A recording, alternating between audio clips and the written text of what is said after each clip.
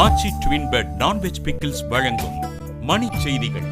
இணைந்து வழங்குபவர்கள் அரசன் சோ.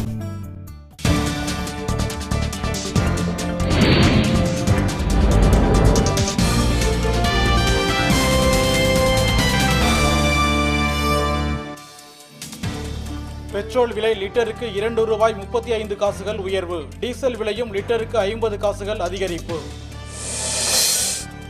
மக்களவைக்கு முன்கூட்டியே தேர்தல் வராது என நடுவண் அமைச்சர் குலாம் நபி ஆசாத் திட்டவட்டம். டெல்லி முதலமைச்சர் ஷீலா தீட்சித் மீது வழக்கு பதிவு செய்ய உயர்நீதிமன்றம் ஆணை. அரசு நிதியை தவறாக கையாண்டதாக புகார். இலங்கையில் போர் முடிந்து 4 ஆண்டுகள் ஆகியும் மக்களின் துயரம் நீங்கவில்லை என நவநீதம் பிள்ளை குற்றச்சாட்டு. நொய்டாவில் தனியாக இருந்த பெண்ணை பாலியல் வன்கொடுமை செய்த காவல்துறையினர் 2 பேர் கைது.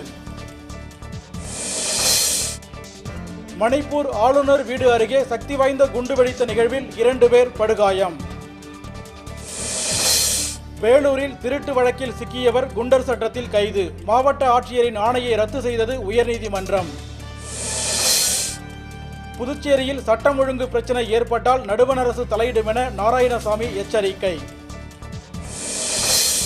கரூரில் இருசக்கர ஊர்தியில் வழிப்பறியில் ஈடுபட்ட 2 இளைஞர்கள் கைது. 22 பவுன் நகை பறிமுதல்.